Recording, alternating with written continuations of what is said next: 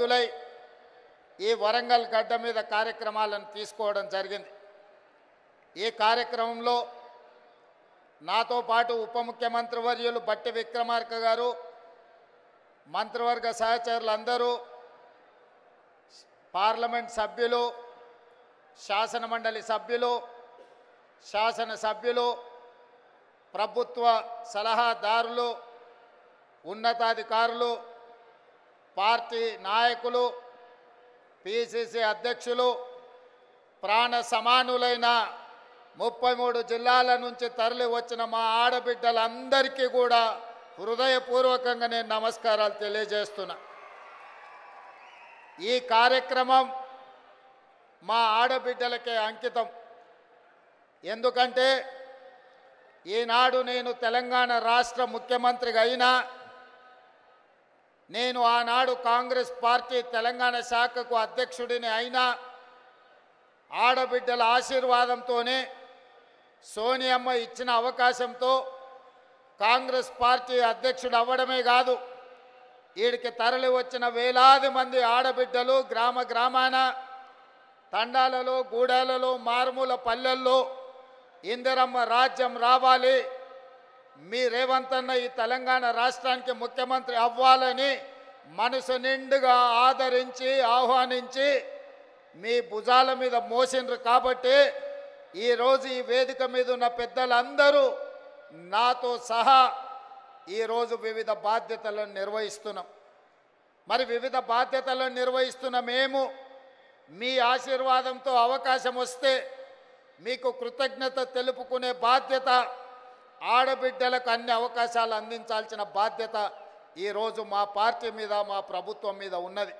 అందుకే ఆనాడు 2014 నుంచి 2019 వరకు ఆనాటి ముఖ్యమంత్రి చంద్రశేఖరరావు గారు మంత్రివర్గంలో ఒక్క ఆడబిడ్డ కూడా మంత్రిగా లేకపోయినా 5 సంవత్సరాలు మౌనంగా ఉన్న ఆడబిడ్డలు ఆ తర్వాత ఇచ్చిన తీర్పుతో మొదటి మంత్రివర్గంలోనే మీ అభిమాన నాయకురాలు శ్రీమతి కొండా సురేఖ గారు, మా సోదరిమణి సీతక్కను ఈరోజు మంత్రివర్గంలో ఈ ఓరుగల్లు గడ్డ మీద నుంచే ఈ ఆడబిడ్డలను మంత్రివర్గంలో ప్రముఖ స్థానం ఇచ్చి ఈనాటి ఈ సభా నాయకత్వాన్ని కూడా ఆ ఆడబిడ్డల చేతుల్లోనే పెట్టడం జరిగింది.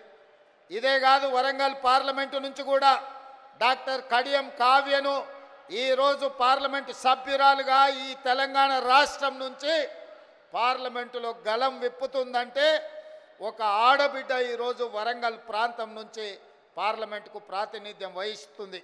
అదే కాదు, పాలకుర్తిలో మీకు తెలుసు, ఒక రాక్షసుడు అక్కడ రాజ్యమేలుతుంటే మీ సోదరిమణి యశస్విని రెడ్డి ఆ రాక్షసుని బండ, ఆయన పెద్ద రాజకీయ కొండ కదా, ఆ కొండను ఎట్లా ఢీకొంటామని పాత్రికేయ మిత్రులు అడిగితే కొండైనా దెబ్బ కొడితే పగులుతుందని చెప్పి ఆ కొండను బద్దలు కొట్టి పాలకుర్తి గడ్డ మీద కాంగ్రెస్ పార్టీ జెండాను ఎగరేసింది కూడా ఈరోజు ఆడబిడ్డనే అన్న సంగతి నేను ఈ సందర్భంగా చెప్పదలుచుకున్నా. ఇవాళ మన తెలంగాణ రాష్ట్ర ప్రభుత్వానికి చీఫ్ సెక్రటరీగా ఆడబిడ్డనే ఉన్నది. ఈరోజు మహిళా అధికారులు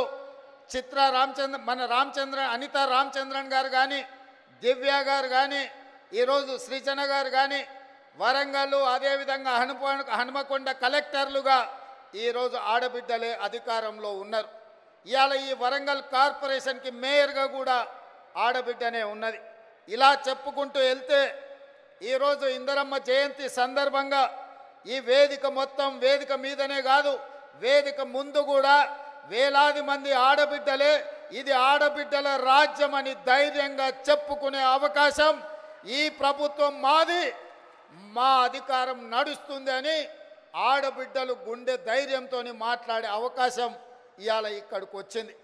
ఉదయం ఈరోజు నేను స్వయం సహాయక సంఘాలకు సంబంధించిన ఆడబిడ్డల స్టాల్స్ నేను చూస్తే పెద్ద పెద్ద పారిశ్రామికవేత్తల కంటే, ఒకప్పుడు పారిశ్రామికవేత్తలు అంటే టాటాలు, బిర్లాలు, ఆ తర్వాత అదానీ, అంబానీలో గురించి విన్నాం. కానీ ఈనాడు మన కళ్ళ ముందు ఆ స్టాల్స్ చూసినప్పుడు ఇవాళ మా ఉప ముఖ్యమంత్రి బట్టి విక్రమార్క గారు సోలార్ పవర్ ప్రాజెక్టులు ఇవ్వాలని, కోటి మంది మహిళల్ని కోటీశ్వరులను చెయ్యాలన్న ఆలోచన చెబుతుంటే టాటా బిర్లాలనే కాదు అదానీ అంబానీలను తలదన్నే వ్యాపారవేత్తలుగా మా ఆడబిడ్డల్ని ఇందిరమ్మ రాజ్యంలో తయారు చేసి కార్పొరేట్ కంపెనీలకు సవాలు విసిరి ఈరోజు సౌర విద్యుత్ ప్రాజెక్టులు ఆడబిడ్డలకు ఇవ్వడానికి ఇవాళ మన ప్రభుత్వం నిర్ణయం తీసుకున్నది. నేను అడుగుతున్న 10 సంవత్సరాలు అధికారంలో ఉన్న వాళ్ళను, నిన్న మొన్న టీవీలలో చూస్తున్నా మా నాయని రాజేందర్ రెడ్డితో ఒక ఆయన వాదిస్తున్నాడు, మేం చేసిందేదో మీరు వచ్చి టెంకాయ కొడుతురని. నేను ఆ పెద్ద మనిషికి చెప్పదలుచుకున్నా, కాళోజీ కళాక్షేత్రం కట్టడానికి 10 సంవత్సరాలైనా పూర్తి చేయడానికి మీకు చేతులు రాలేదు అని అంటే ఈరోజు మీ బుద్ధి ఏందో మీ ఉద్దేశం ఏందో ఇవాళ స్పష్టంగా అర్థమైంది. మీ చేతగాని తనం వల్ల మీరు దద్దమ్మలు కాబట్టే కాళోజీ కళాక్షేత్రాన్ని మీరు పూర్తి చేయలేదు కాబట్టే కాళోజీ కళాక్షేత్రాన్ని పూర్తి చెయ్యాలి అని నాయని రాజేందర్ రెడ్డి 50 సార్లు హైదరాబాద్కు వచ్చి సచివాలయంలో కూర్చొని ఇన్ఛార్జ్ మంత్రి శ్రీనివాస్ రెడ్డి గారితో చర్చించి ఈరోజు బట్టి విక్రమార్క గారితో 45 కోట్ల రూపాయలు ఒక్కటే విడతలో విడుదల చేయించి ఈరోజు కాళోజీ కళాక్షేత్రాన్ని మనం పూర్తి చేసుకోవడం జరిగింది. ఇవాళ నేను గుర్తు చేసుకోదలుచుకున్నా, తెలంగాణ పోరాటానికి తెలంగాణ పౌరుషానికి మారు పేరు, తెలంగాణ కోసం నలుదిశలా తెలంగాణ వాదాన్ని భావవ్యాప్తి చేయడానికి కాళోజీ ఎంతో కృషి చేసిండు. కాళోజీని గుర్తించని ప్రపంచమే లేదు. కాళోజీ కవిత్వం చదవని వాడు అసలు కవేగాడు, అతడికి చదివే రాదు అనుకునే విధంగా కాళోజీ ఒక బలమైన ప్రభావం మన మీద చూపించింది. అలాంటి కాళోజీ కళాక్షేత్రాన్ని 10 సంవత్సరాలైనా ఆనాటి ప్రభుత్వంలో ఉన్న పెద్దలు పూర్తి చేయకపోతే వచ్చిన తర్వాత నా బాధ్యతగా భావించి ఏ కాళోజీ స్ఫూర్తిగా ఇదే ప్రాంగణంలో రైతు సంఘర్షణ సభను ఏర్పాటు చేసి రైతు డిక్లరేషన్ రాహుల్ గాంధీ గారితో చేపించిన తర్వాత తెలంగాణలో కాంగ్రెస్ పార్టీ స్థితిగతులు మారినాయి. అందుకే ఈ కాళోజీ గడ్డ మీద నుంచి ఈ ఓరుగల్లు పోరాటం నుంచి ఈనాడు తెలంగాణ రాష్ట్రంలో ప్రభుత్వం ఏర్పాటు చేసినాం. మరి అలాంటి ఈ గడ్డ మీద కాళోజీ కళాక్షేత్రం వాయిదాలు పడుతూ ఉంటే చూస్తూ ఊరుకుందామా? ఏది ఏమైనా ఎంత ఖర్చైనా కాళోజీ కళాక్షేత్రాన్ని పూర్తి చెయ్యాలన్న పట్టుదలతోటి ఇవాళ కాళోజీ కళాక్షేత్రాన్ని పూర్తి చేసుకొని ఇందిరమ్మ జయంతి నాడు ఈరోజు మనం ప్రారంభించుకున్నాం. మీరు చేయాలన్న ఆలోచన చేయలే. కనీసం చేసిన వాళ్ళను అభినందించడానికి మీ అధినేతలకు ఒకవేళ అభ్యంతరం ఉంటే మీరు నోరు మూసుకొనైనా ఉండండి తప్ప చేసే వాళ్ళ కాళ్ళల్లో కట్టెబెట్టాలన్న ఆలోచన చెయ్యకండి. వచ్చేసారి డిపాజిట్లు కూడా దక్కవు అని చెప్పి నేను వాళ్ళకి చెప్పదలుచుకున్నా. అదేవిధంగా మిత్రులారా, ఈ వరంగల్ హైదరాబాద్ ఆనాడు నిజాం రాజులు పాలించినప్పుడు ఈ వరంగల్ సామ్రాజ్యం కాకతీయుల కంచుకోటలు, రాణి రుద్రమ ప్రతాపరుద్రుడు ఒక పక్కన ఈ దేశానికి ఈ ప్రపంచానికి తలమానికమైన ఒక గొప్ప పరిపాలన అందించి కాకతీయులు కట్టిన గొలుసుకట్టు చెరువులు ఇవాళ ప్రపంచానికే ఆదర్శమైన నగరం. ఈ నగరం చారిత్రాత్మకమైన నగరం. ఇక్కడ కట్టిన 1000 స్తంభాల గుడి కావచ్చు, రామప్ప దేవాలయం కావచ్చు, ఇలా చెప్పుకుంటూ పోతే ఇక్కడున్న కోటలు కావచ్చు, ఇక్కడున్న చెరువులు కావచ్చు, ఇక్కడున్న సంస్కృతి ప్రపంచానికి ఆదర్శంగా ఉండే గొప్ప నగరం. అలాంటి నగరం ఉమ్మడి రాష్ట్రంలోనే కాదు, ప్రత్యేక తెలంగాణలో కూడా చంద్రశేఖరరావు గారి చేతిలో మోసపోయి గోసపడుతుంటే ఈ నగరము ఇది పట్టణంగానే నిలిచిపోతే ఈ పట్టణాన్ని గొప్ప నగరంగా చెయ్యాలి. హైదరాబాదు నగరానికి పోటీ నగరంగా ఒక అద్భుతమైన అభివృద్ధి చేయాలని ఆలోచన చేసినాం. పదే మీ ఎమ్మెల్యేలు అటు పెద్దలు కడియం శ్రీహరి గారు, నాయన రాజేందర్ రెడ్డి గారు, అదేవిధంగా కొండా సురేఖమ్మ గారు, ఈ ప్రాంతంలో ఉండే ఎమ్మెల్యేలందరూ అన్నా నువ్వేం చేసైనా వరంగల్ పట్టణాన్ని నగరంగా మార్చాలి, ఎయిర్పోర్టు రావాలి, పరిశ్రమలు రావాలి, మా పిల్లలకు ఉద్యోగాలు ఇవ్వాలి, కాకతీయ యూనివర్సిటీ ఉన్న ఓరుగల్లును అభివృద్ధి పదం వైపు మీరు నడిపించాలి అని వాళ్ళు నన్ను నిద్ర పోనీయకుట్ట, తిండి తిననీయకుట్ట నన్ను ముప్పు తిప్పలు పెట్టిరు. సూచన 2-3 సార్లు అడిగి వదిలేస్తారేమో, మర్చిపోతారేమో అని. కానీ వాళ్ళు మర్చిపోలే. నిత్యం గుర్తు చేస్తూనే కలిసినప్పుడల్లా కాగితం తెచ్చి ఇచ్చేటోళ్ళు. ఇక ఈ సమస్యకు పరిష్కారం ఈ పనులు చేయాల్సిందే అని నిర్ణయించి మీ ఇన్ఛార్జ్ మినిస్టర్ పొంగులేటి శ్రీనివాసరెడ్డి గారు చెప్పిన మీరు పోయి వరంగల్లో ఉండండి, మాస్టర్ ప్లాన్ను మీరు మొత్తం అనుమతించండి, ఔటర్ రింగ్ రోడ్డును ఏర్పాటు చేయడానికి అంచనాలు వేయండి, ఏర్పాటు కోసం భూములు సేకరించండి, వరంగల్లో అండర్ గ్రౌండ్ డ్రైనేజ్ను పూర్తి చేయండి, ఎన్ని పనులు చేయాలనో ఈ వరంగల్ పట్టణాన్ని నగరంగా మార్చాలి, హైదరాబాద్తో పోటీ పడాలి, ప్రపంచం దృష్టిలో ఇదొక చారిత్రాత్మకమైన నగరంగా తీర్చిదిద్దాలి అని పొంగులేటి శ్రీనివాసరెడ్డి గారికి ఆదేశాలు ఇస్తే వారు నిద్రపోకుండా రోజుల కొద్ది ఇక్కడ కూర్చొని అధికారులతోని సమీక్షలు చేసి ఇందులో విధానపరమైన నిర్ణయాలు మాత్రమే నేను మా మిత్రుడు బట్టి విక్రమార్క గారు తీసుకున్నాం. కానీ దీని అభివృద్ధి పదం వైపు నడిపించడానికి అవసరమైన సమీక్షలు మీ ఎమ్మెల్యేలు మీ మంత్రుల నేతృత్వంతో ఇన్ఛార్జ్ మినిస్టర్ పొంగులేటి శ్రీనివాసరెడ్డి గారు పూర్తి స్థాయిలో బాధ్యత తీసుకున్నారు. మా వరంగల్ మిత్రులందరినీ కూడా నేను అడుగుతున్నా, మీరు పెద్ద ఎత్తున చప్పట్లు కొట్టి అభినందించండి.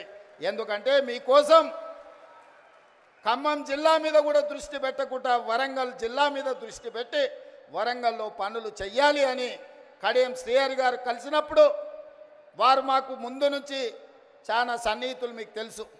వారి పట్ల నాకున్న గౌరవం కూడా మీకు తెలుసు. వారు నాకు గుర్తు చేసి ఇవన్నీ చేయడం ద్వారా శాశ్వతంగా ప్రజల గుండెల్లో మనం నిలిచిపోతాం. మీ బాధ్యత, నీకు చిన్న వయసులో గొప్ప అవకాశం వచ్చింది, ఆనాడు మాకు అవకాశం వచ్చినా మేము చేయలేకపోయినాం, ఈనాడు మీరు చెయ్యి, మేము అండగా నిలబడతామని కడియం శ్రీహరి గారు నాతో 10 సార్లు మాట్లాడి ఇవాళ 5,500 కోట్లు, దాదాపుగా 6,000 కోట్ల రూపాయలు ఈ వరంగల్ నగరానికి ఇవాళ రాష్ట్ర ప్రభుత్వం మంజూరు చేసిందంటే వాళ్ళందరూ తీవ్రమైన కృషి వల్ల ఈరోజు మీకు దాదాపుగా 6,000 కోట్ల రూపాయలు వచ్చినాయి. అందుకే మిత్రులారా, ఈ వరంగల్ జిల్లా ప్రజలకు, ఈ ఉత్తర తెలంగాణ ప్రజలకు నేను ఒక్క మాట చెప్పదలుచుకున్నా. ఇది 2 శాసనసభ నియోజకవర్గాలకు సంబంధించిన అభివృద్ధి కాదు, మొత్తం ఉత్తర తెలంగాణకు సంబంధించిన ఆదిలాబాద్ కావచ్చు, ఖమ్మం కావచ్చు, కరీంనగర్ కావచ్చు, లేకపోతే వరంగల్ కావచ్చు, సగం నల్గొండ కావచ్చు, ఈ వరంగల్ ప్రాంతమే అత్యంత దగ్గరి ప్రాంతం. ఈడ జాతీయ స్థాయి ఎయిర్పోర్టు రావడం, జాతీయ స్థాయి పరిశ్రమలు రావడం, ఈ నగరంలో అండర్ గ్రౌండ్ డ్రైనేజ్ రావడం, కాకతీయ యూనివర్సిటీని అభివృద్ధి పదం వైపు నడిపిస్తే సగం తెలంగాణ అభివృద్ధి జరిగినట్టే. ఈ వరంగల్ అభివృద్ధి అనేది సగం తెలంగాణకు అభివృద్ధి చేసినట్టే అని భావించి ఈనాడు మా ప్రభుత్వం ఈ బాధ్యత తీసుకున్నది. ఇది పూర్తి చేసే వరకు నేను నిద్రపోను, మా అధికారులను మా మంత్రులను నిద్రపోనియనని మీకు నేను మాట ఇస్తున్నా. ఎందుకంటే నేను నిన్న మన మహారాష్ట్ర ఎన్నికల్లో పోయినా, ఎన్నికల్లో ఎక్కడ పోయినా ఎయిర్పోర్ట్లు ఉన్నాయి. నేను ముంబై పూణేనే అనుకున్నా, కానీ సోలాపూర్ పోయినా, నాందేడ్ పోయినా, ఎక్కడికి పోయినా ప్రతి 100-150 కిలోమీటర్లకు బస్సు డిపోలు ఉన్నట్టు మహారాష్ట్రలో ఎయిర్పోర్టులు ఉన్నాయి. మన పక్కన ఉన్న ఆంధ్రప్రదేశ్లో విజయవాడలో ఉంది, అదేవిధంగా తిరుపతిలో ఉంది, కర్నూలులో ఉంది, కడపలో ఉంది, అదేవిధంగా విశాఖపట్నంలో ఉంది, రాజమండ్రిలో ఉంది, ఆంధ్రప్రదేశ్లో కూడా ఎన్నో ఎయిర్పోర్టులు ఉన్నాయి. ఈ రకంగా ఏ రాష్ట్రం తీసుకున్నా 5, 6, 10 ఎయిర్పోర్టులు ఉంటే తెలంగాణ రాష్ట్రంలో ఒకే ఒక్క ఎయిర్పోర్టు, అది హైదరాబాదు నగరంలో ఉంది. అందుకే నేను అడుగుతున్నా, ఈ వేదిక మీద నుంచి కేంద్ర ప్రభుత్వాన్ని ఇక్కడికి వచ్చిన మా తెలంగాణ ప్రజల్ని, మనకెందుకు ఉండకూడదు? హైదరాబాదే కాదు, వరంగల్లో, కొత్తగూడెంలో, అదేవిధంగా రామగుండంలో, ఆదిలాబాద్లో మనం కూడా 4 ఎయిర్పోర్ట్లు కట్టుకొని ప్రపంచంతో పోటీ పడి పెట్టుబడులు తెచ్చి పరిశ్రమలను ముందుకు తీసుకెళ్ళి ఈ తెలంగాణను అభివృద్ధి పదం వైపు నడిపించే బాధ్యత ఇందిరమ్మ రాజ్యంలో ప్రజా ప్రభుత్వం తీసుకుంటుందని చెప్పి నేను ఈ సందర్భంగా చెప్పదలుచుకున్నా. ఎవరైనా ఈ అభివృద్ధిలో కాళ్ళలో కట్టబెట్టాలి, మేము చేయలేదు కాబట్టి వీళ్ళు కూడా చెయ్యొద్దు అని కుట్రలు కుతంత్రాలు చేస్తే వాళ్ళు ఊచలు లెక్క పెట్టాల్సి వస్తుందని చెప్పి నేను ఈ వేదిక మీద నుంచి స్పష్టంగా చెప్పదలుచుకున్నా. మీరు కుట్రలు చేయొచ్చు, మీరు కుతంత్రాలు చేయొచ్చు, అక్రమంగా సంపాదించిన సంపద పెట్టి కిరాయి మనుషులను తేవచ్చు.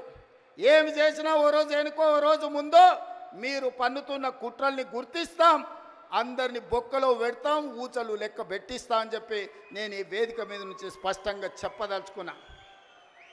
ఇవాళ ఒకడొకడు మాట్లాడుతున్నాడు. ఒక ఆయన పెద్ద మనిషి మా వచ్చి అన్నాడు, 10 నెలలనే తెలంగాణ ప్రజలు ఏం కోల్పోయారో వాళ్ళకి తెలిసిందని. ఏం కోల్పోయినరా? మా ఆడబిడ్డలకి ఇవాళ స్వేచ్ఛ వచ్చింది 10 ఏళ్ళ తర్వాత. సంఘాలలో ముందుకు వచ్చిండ్రు. మేము ఇవాళ ఆడబిడ్డల్ని కోటీశ్వరులను చేయాలనుకున్నాం. దాదాపుగా ఈ సంవత్సరంలో 34,000 కోట్ల రూపాయలు సంఘాలకు సహకారం అందించాలని ఇవాళ మేము అనుకున్నాం. ఆడబిడ్డలకు అదాని అంబానీలకే పరిమితమైన సోలార్ పవర్ ప్రాజెక్టులు ఇవాళ మా ఆడబిడ్డలకు మహిళా సంఘాలకు ఇచ్చి వాళ్ళని పారిశ్రామికవేత్తలను చేసి కోటీశ్వరులను చేయాలనుకున్నాం. ఇవాళ ఇదే కాదు, మా ఆడబిడ్డలు అమ్మగారింటికి పోవాలన్నా, దైవ దర్శనానికి పోవాలన్నా ఇంటి ఆయనని అడిగితే దసరా కడితే దీపావళి అనేటోడు, దీపావళి కడితే సంక్రాంతి అనేటోడు, సంక్రాంతికి అంటే ఉగాది అనేటోడు, ఉగాదికి అడిగితే ఈ సంవత్సరం ఎందుకులే అనేటోడు. కానీ ఇవాళ ఈడ వేలాది మంది మా ఆడబిడ్డలు వచ్చారు. అక్క ఎవరైనా బస్సు ఎక్కితే ఒక్క పైస ఎవరైనా అడుగుతుర్రా? ఇవాళ ఈ తెలంగాణ రాష్ట్రంలో 1,10,00,000 మంది ఆడబిడ్డలు 3,700 కోట్ల రూపాయలు 11 నెలల మా పొన్నం ప్రభాకర్ గారి మంత్రివర్గంలో ఆడబిడ్డలకు ఉచిత బస్సు ప్రయాణానికి ఖర్చు పెట్టి ఈరోజు మా ఆడబిడ్డలు స్వేచ్ఛగా ఇంటైన పనికి వచ్చే లోపల అమ్మగారింటికి పోయి అమ్మని చూసి వెనక్కి వచ్చేటంత వెసులుబాటు ఈరోజు మన ప్రభుత్వంలో వచ్చింది. ఇవాళ అట్లా అదే కాదు, రూపాయి కూడబెడితే మోడీ వచ్చి ఎత్తుకపోతున్నాడు. 12 నూరులు సిలిండర్ అయింది. ఆయనలో సోనియమ్మ ఆడబిడ్డల కట్టెల పొయ్యి కష్టాలు, కన్నీళ్ళ పొగతో ఊపిరితిత్తుల్లో పోయి క్యాన్సర్ వచ్చి చచ్చిపోతుంటే ఆడబిడ్డలకు సిలిండర్ గ్యాస్ పోయి ఇచ్చి 400 రూపాయలకే సోనియమ్మ సిలిండర్ ఇచ్చింది. మోడీ వచ్చి 1200 చేసిండు. మరి ఆడబిడ్డల కష్టాలు చూసి ఇవాళ ఆడబిడ్డలకు 500 రూపాయలకే ఉత్తమ్ కుమార్ రెడ్డి గారి మంత్రివర్గంలో ఆడబిడ్డలకు 500 రూపాయలకి ఇవాళ మనం సిలిండర్ ఇస్తున్నాం. ఈ దేశంలో ఎక్కడైనా 500 రూపాయలకు బీజేపీ ప్రభుత్వం సిలిండర్ ఇస్తుందా? ఒక్కసారి ఆలోచన చేయండి అని నేను అడుగుతున్నా.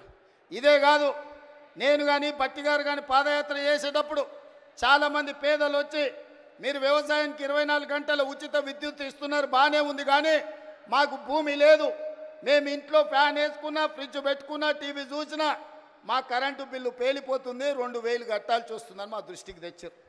అందుకే ఆలోచన చేసినాం, సోనియమ్మ అనుమతి తీసుకున్నాం. మల్లికార్జున ఖర్గే గారి ఆదేశాలతోని ఇవాళ ప్రతి పేదవాడి ఇంట్లో 200 యూనిట్లు ఉచితంగా 50 లక్షల కుటుంబాలకు 200 యూనిట్లు ఉచితంగా కరెంట్ ఇస్తున్న ప్రభుత్వం ఈ దేశంలోనే తెలంగాణ రాష్ట్రంలో ఉందన్న సంగతి ఇవాళ నేను చెప్పదలుచుకున్న. ఆ పైసలు కూడా మా ఆడబిడ్డలకు మిగులుతున్నాయి. మా అక్కలందరికీ తెలుసు, ఇంటాయన చేతిలో నగదు ఉంటే బెల్ట్ షాప్ పోతాయి, మా ఆడబిడ్డల దగ్గర నగదు ఉంటే పిల్లలు బడిపోతారు. అవునా అక్క? ముందలంతా మా వాళ్ళు కూర్చున్నారా? వెనకాల అక్కల్ని అడగకుండా మీరంతా అడ్డం కూర్చుంటే ఎట్లనే? ఇవాళ నగదు ఇంటాయన చేతులుంటే ఊర్లూర్లో మంచినీళ్ళు దొరికినా దొరకకపోయినా కేసీఆర్ తెలిసిన బెల్ట్ షాప్ దగ్గర పోతుంది ఆ నగదు. కానీ మన ప్రభుత్వంలో కరెంటు బిల్లులతో మిగిలిన నగదు, అదేవిధంగా సిలిండర్ల మిగిలిన నగదు, ఈరోజు సంఘాలకు నగదు జీరో వడ్డీతో ఇచ్చిన నగదు మా ఆడబిడ్డల దగ్గర ఉంటే మా ఆడబిడ్డల నగదుతోని తమ బిడ్డల్ని బడికి పంపించి ప్రయోజకుల్ని చేస్తుండ్రు. ఇవాళ వాళ్ళ చేతిలో వెసులుబాటు ఉండాలి, ఆడబిడ్డ చేతిలో పెత్తనం ఉండాలి అని ఇవాళ మేము కోరుకుంటున్నాం. కేసీఆర్ ఏమో ఆడబిడ్డలకు పెత్తనం వస్తే తాగుబోతోళ్ళు ఉండరు, తాగుబోతోళ్ళు లేకపోతే ఆయన సంఘాన్ని కోల్పోతా అని ఆయన అనుకుంటున్నాడు. ఎందుకంటే ఈ రాష్ట్రంలో తాగుబోతుల సంఘానికి ఏకగ్రీవ అధ్యక్షుడు ఎవడని ఉన్నాడా అంటే ఆయన కేసీఆర్. ఈ వేదిక మీద నిఖత్ జరీన్ ఉన్నది, ఆ అమ్మాయి బాక్సింగ్కు ఛాంపియన్. ఈషా సింగ్ ఉన్నది, ఆ అమ్మాయి స్పోర్ట్స్కు ఛాంపియన్. అదేవిధంగా దీప్తి అని వరంగల్ నుంచి పారామెడికల్లో కాంస్య పథకం తెస్తే ఈరోజు ప్రభుత్వ ఉద్యోగం ఇచ్చినాం. వాళ్ళందరూ క్రీడలకు, సానియా మిర్జా టెన్నిస్కు బ్రాండ్ అంబాసిడర్. ఇట్లా చెప్పుకుంటూ పోతే ఒక్కొక్కరు ఒక బ్రాండ్కు అంబాసిడర్లు. కానీ మన కేసీఆర్ దేనికి బ్రాండ్కి అంబాసిడర్ అయ్యా? ఫుల్కో హాఫ్కో బ్రాండ్ అంబాసిడర్ ఆయన. అందుకే ఈ రాష్ట్రాన్ని మొత్తం ఒక తాగుబోతుల సమూహంగా మార్చి ఊర్లూరులో బెల్ట్ షాపులు తెచ్చి మందులని మనుషుల్ని మందులో మత్తులో ముంచి ఆలోచన చెయ్యకుండా చేసి అధికారంలో కూర్చోవాలి అనుకున్నాడు. కానీ తెలివిగల తెలంగాణ ప్రజలు తేరుకున్నారు, దిమ్మ తిరిగే జవాబు ఇచ్చిండ్రు. ఇవాళ ఆయన అంటున్నాడు ఏం కోల్పోయినరో తెలిసిందని. ఏం కోల్పోలేదు కేసీఆర్ గారు. మీరు ఆ ఫామ్ హౌస్లోనే ఉండండి, కావాలంటే వైన్ షాప్ ఆయనకు చెప్తా, కావాల్సినప్పుడల్లా సీసాలు నీకు అందిస్తూనే ఉంటాడు. ఆ బిల్లు కూడా నువ్వు కట్టకు, మా వాళ్ళు కడతారు, మా పిల్లలు కడతారు. నీ ఇంట్లో నలుగురు పదవులు కోల్పోయారు తప్ప తెలంగాణ సమాజం ఏం కోల్పోలే. నీ నౌకరి పోతే తెలంగాణ నిరుద్యోగ యువకులకు, నీ తండ్రి కొడుకుల నౌకరి ఊడగొడితే తెలంగాణ నిరుద్యోగ యువకులకు 10 నెలల 50,000 ఉద్యోగాలు ఇచ్చిన ప్రభుత్వం ఈ దేశంలో ఏదైనా ఉంది అంటే అది ఇందిరమ్మ ప్రభుత్వం. ఆ ఇందిరమ్మ ప్రభుత్వంలో 50,000 ప్రభుత్వ ఉద్యోగాలు ఇచ్చిన ఘనత నా మంత్రివర్గ సహచరులదని నేను ఈ వేదిక మీద నుంచి గర్వంగా నేను చెప్పదలుచుకున్నా. అదేవిధంగా ఇవాళ నీ కొడుకు నీది నౌకరి ఊడగొడితే ఇవాళ 23 లక్షల రైతు కుటుంబాలకు 25 రోజుల్లో మా భట్టి గారి చేతుల మీద 18,000 కోట్ల రూపాయల రైతు రుణమాఫీ చేసిన రాష్ట్రం ఈ దేశంలో ఉందంటే అది నా తెలంగాణ, నా ప్రభుత్వం, నా సహచర మంత్రివర్గ సభ్యుల సహకారంతో రైతులకు ఈరోజు 18,000 కోట్ల రూపాయల రుణమాఫీ చేసినాం. ఇంకా కొంతమందికి రావాలి, నాకు తెలుసు. అక్కడక్కడ ఇంకా కొంతమందికి తప్పులతోనో ఖాతాల నెంబర్లు సరిగ్గా లేకనో చిన్న చిన్న కారణాల చేత ఇంకా కొంచెం బకాయి ఉంది. 100% ఈ వేదిక మీద నుంచి ఆనాడు భద్రకాళి సాక్షిగా ఈ వరంగల్ గడ్డ మీద నుంచి చెప్పిన 15 ఆగస్టు లోపల 2 లక్షల రుణమాఫీ చేస్తా అన్నా, సమ్మక్క సారలమ్మ సాక్షిగా ఆయన చెప్పిన 18,000 కోట్ల రూపాయలు భద్రకాళి సాక్షిగా, సమ్మక్క సారలక్క సాక్షిగా 15 ఆగస్టు లోపల రైతుల ఖాతాలు వేసిన. ఇవాళ కూడా నేను మాట ఇస్తున్నా, ఈ వరంగల్ గడ్డ మీద నుంచి మాట ఇస్తే తల తెగిపడ్డా మడమ తిప్పకుండా ముందు నిలబడే లక్షణమున్న కాంగ్రెస్ పార్టీ కార్యకర్తను అందరి రైతులకు రుణమాఫీ చేసే బాధ్యత నాది. మీ ఖాతాలు సవరించుకోండి, మీ ఖాతాలలో ఉన్న తప్పులను సరిదిద్దుకోండి. మీ అందరికీ రుణమాఫీ చేసే బాధ్యత మా ప్రభుత్వం తీసుకుంటుంది. ఎవడో తప్పుడు మాటలు చెప్తే నమ్మకండి, మీకు అండగా నిలబడతా. 10 ఏళ్లలో వాళ్ళు చెయ్యండి, 1,00,000 రూపాయలు చేస్తామని 10 ఏళ్లలో 4 విడతలని ఎవరికి చేసిండ్రో అసెంబ్లీలో చర్చ పెడదాం, రమ్మను బిల్లారంగా ఎవరు వస్తారో చర్చకు. కానీ 10 నెలల మన ప్రభుత్వం చేస్తే 10 ఏళ్ళు వాళ్ళు చేయలేని పని మనం చేసినాము. అభినందించడానికి నోరు రాకపోయింది, కానీ రోజు కాళ్ళలో కట్టెబెట్టాలని కట్టెలు తీసుకొని తిరుగుతారు బిల్లారంగాలు ఇద్దరు. ఇట్లాంటి పరిస్థితుల్లో ఈ రాష్ట్రంలో ఆర్థికంగా వాళ్ళు చేసిన అప్పులు 7 లక్షల కోట్లు. ఇవాళ ఈ రాష్ట్రంలో ప్రతి నెల వస్తున్న ఆదాయం, పాత్రికేయ మిత్రులారా రాసుకోండి, ప్రతి నెల ఈరోజు తెలంగాణ రాష్ట్రంలో వస్తున్న ఆదాయం 18,500 కోట్లు. ఈ 18,500 కోట్లల్లో 6,500 కోట్లు దాదాపుగా ప్రభుత్వ ఉద్యోగులకు జీతాలు పెన్షన్ల కింద పోతున్నాయి. ఇంకొక 6,500 కోట్లు కేసీఆర్ చేసిన 7 లక్షల కోట్లకు అప్పు మిత్తి కింద కట్టడానికి పోతున్నాయి. ఈ 13,000 కోట్లు జీతభత్యాలకు కేసీఆర్ మన నెత్తి మీద మోపిన అప్పుకు ఇవాళ పోతే మిగిలిన 5,500 కోట్లు ప్రతి నెల ఆదాయం ఉంటే ఎన్నో రకాల ఇబ్బందులను ఎదుర్కొని కడుపు కట్టుకొని అవినీతిని నిర్మూలించి రూపాయి కూడబెట్టి ఇవాళ రైతు రుణమాఫీ చేస్తే మమ్మల్ని అభినందించడానికి నీ మనసు లేదు, కానీ ఈరోజు మమ్మల్ని శాపనార్థాలు పెట్టే ప్రయత్నం చేస్తున్నారు. అందుకే ఇవాళ కేసీఆర్ బాధపడుతుండు. ఎందుకంటే రైతులకు రుణమాఫీ రేవంత్ రెడ్డి చేసే కదా, ఇంకా నాకేం మిగులుతుంది చెప్పనే. ఒరేసుకుంటే ఆనాడు ఉరి అన్నాడు, అవునా? ఒరేసుకుంటే ఉరేసుకున్నట్టే అని కేసీఆర్ ముఖ్యమంత్రిగా మాట్లాడిండా లేదా? అలాంటి చంద్రశేఖర్ రావు ఆయన 150 ఎకరాల ఫామ్ హౌస్లో ఒరేసుకుంటే ఆ వివరాలన్నీ బండారం బయటపెట్టి బండకేసాయల్లో కొట్టిన. ఇవాళ బాజాబ్తా తెలంగాణ సమాజం 66 లక్షల ఎకరాలల్లా 1,53,00,000 మెట్రిక్ టన్నుల వరి ధాన్యాన్ని స్వతంత్రం వచ్చినప్పటి నుంచి ఈ రోజు వరకు ఏ రాష్ట్రం, ఉమ్మడి రాష్ట్రం ఆంధ్రప్రదేశ్లో కూడా 23 జిల్లాలు ఉన్నప్పుడు కూడా ఇంత పంట రాలే. ప్రపంచ రికార్డు ఇవాళ తెలంగాణ రాష్ట్రం 66 లక్షల ఎకరాలలో 1,53,00,000 మెట్రిక్ టన్నుల వరి ధాన్యాన్ని పండిస్తే ఎంఎస్పి ఇవ్వడమే కాదు, సన్న వడ్లకు 500 రూపాయల బోనస్ ఇచ్చి కొంటున్న రాష్ట్రం ఈ దేశంలోనే తెలంగాణ రాష్ట్రం ఉంది. రైతులను ఆదుకున్న ప్రభుత్వం ఇందిరమ్మ రాజ్యంలో ప్రజా ప్రభుత్వం అని నేను చెప్పదలుచుకున్నా. ఇవన్నీ కోల్పోయిన టాన్ కేసీఆర్ని అడుగుతున్నా, నీ దుఃఖమేందో నీ బాధ ఏందో, నువ్వు చెప్పింది నిజమైతే రా అసెంబ్లీలోకి రా, చర్చ పెడదాం, తారీఖు నిర్ణయించు. చంద్రశేఖరరావు ఏ రోజు చెప్తావో ఏ సమయం చెప్తావో ఆ రోజు అసెంబ్లీ పెడతా, రా. నువ్వు ఓడితే ఇంట్లో పోయి బంతవా? రాహుల్ గాంధీని చూసి సిగ్గు తెచ్చుకో. 3 సార్లు ఓడిపోయినా ప్రతిపక్ష ఉండి కన్యాకుమారి నుంచి కశ్మీర్ వరకు 150 రోజులు 4000 కిలోమీటర్లు మండు టెండల్లో మంచు కొండలో పాదయాత్ర చేసి ప్రజలకు అందుబాటులో ఉన్నోడు అంటే బాధ్యతాయుతమైన ప్రతిపక్ష నాయకుడు. అధికారంలో ఉంటే దోసుకుంటా, ప్రతిపక్షంలో ఉంటే ఫామ్ హౌస్లో వండుకుంటా. ఇదా నీ విధానం? నిజంగానే ప్రజలు కష్టాలలో ఉంటే ఫామ్ హౌస్లో గాడిద పండ్లు దొమ్ముతున్నావా? రా, ప్రజల్లోకి వచ్చి మాట్లాడు. ప్రతిపక్షంగా ఏం సూచన చేస్తావో చెయ్యి ప్రభుత్వానికి. మేము వినడానికి సిద్ధంగా ఉన్నాం. నువ్వు లేవనెత్తిన అంశాలు సహేతుకమైనవైతే సరిదిద్దడానికి సిద్ధంగా ఉన్నాం. నువ్వు రావు. ఆ చిల్లరగాళ్ళని ఇద్దరిని ఊరి మీదకి వదిలిండి, అచ్చోసిన ఆంబోతులాగా. ఊర్లలో దేవుళ్ళకి వదులుతారు కదా దున్నపోతులని తెలుసు కదా, అది 7 చేనుల మేసి వచ్చినా ఏమానం. దేవరకు వదులుతాం కదా అచ్చోసిన వాటిని, దేవరకు వదిలే ఓ రోజు బలి ఇస్తారు.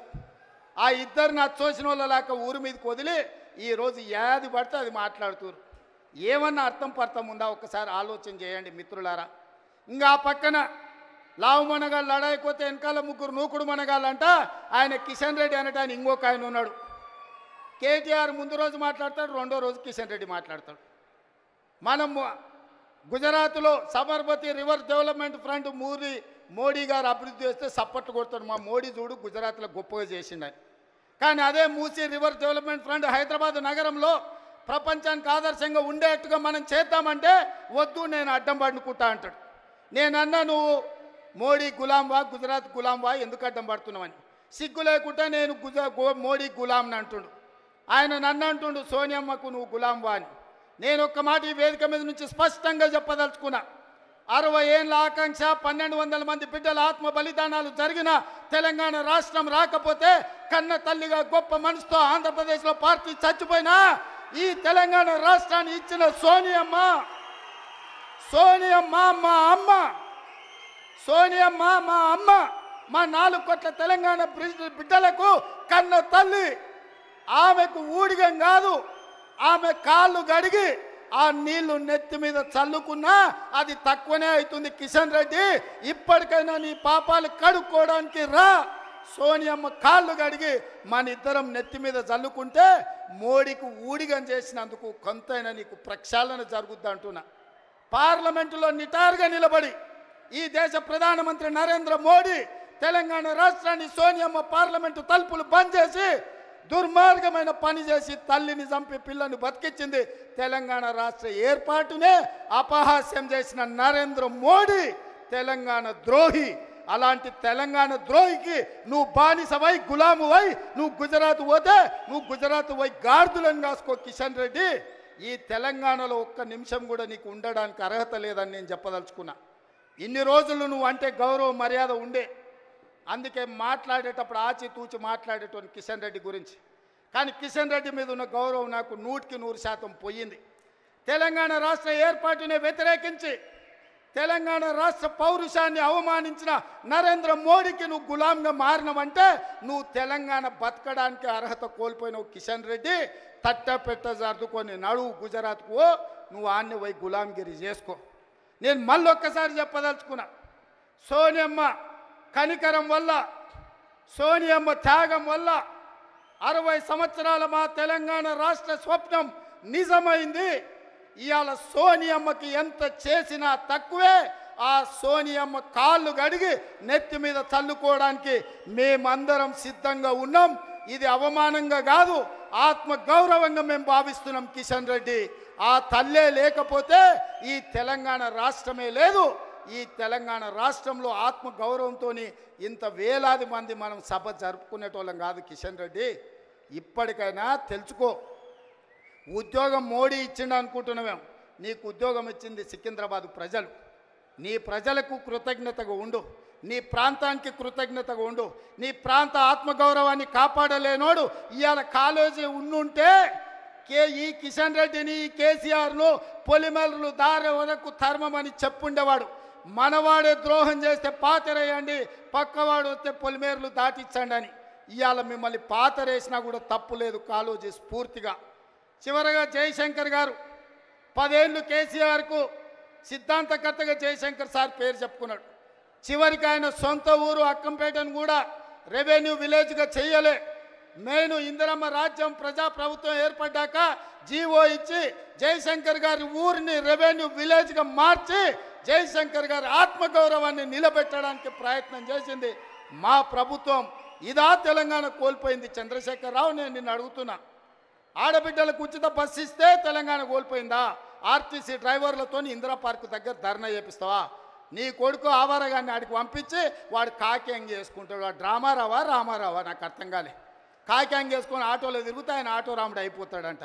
కొంచెమన్నా సిగ్గు ఉండాలనే తెలంగాణ సమాజం ఏమనుకుంటుందని. ఇంత సిగ్గుసేరని తప్పిపోతారా 10 నెలలకే? ఇట్లాంటి నేను ఎవరిని చూడలే.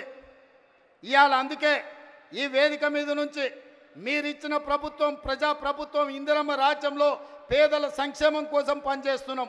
ఏ గడ్డ మీద నుంచి పోరాటం మొదలుపెట్టినామో అదే గడ్డ మీద సంవత్సరం పూర్తి చేసుకున్న సందర్భంగా ఈ వరంగల్ పట్టణాన్ని నగరంగా మార్చి హైదరాబాద్తో పోటీ పడే విధంగా అభివృద్ధి చేయాలన్న ఆలోచనతోటి ఇవాళ మీకు నిధులను ఇవ్వడమే కాదు, మీ గడ్డ మీదనే మొట్టమొదటి ఉత్సవం జరుపుకున్నాం.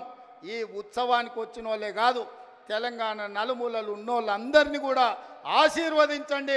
ఇంకా 4 సంవత్సరాలు కడుపు కట్టుకొని రోజుకు 18 గంటలు, ఒక్కరోజు 1 గంట 1 నిమిషం కూడా సెలవు తీసుకోకుండా మీకోసం పనిచేస్తా. ఆఖరి శ్వాస వరకు, చివరి రక్త పొట్టు వరకు ఈ 4 కోట్ల తెలంగాణ బిడ్డల కోసమే నేను అంకితమై కేసీఆర్ అనే మొక్కను మళ్ళీ మొలవని అని తెలంగాణ రాష్ట్రంలో రాసి పెట్టుకోండి.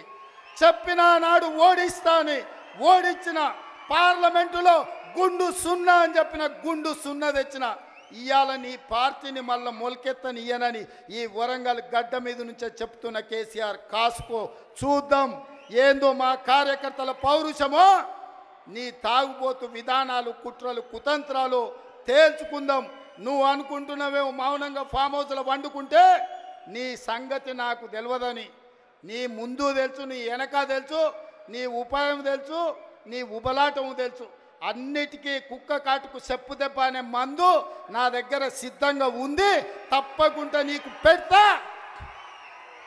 రా అసెంబ్లీకి. మళ్ళొక్కసారి చెప్తున్నా, రాబోయే స్వామి అసెంబ్లీకి రా.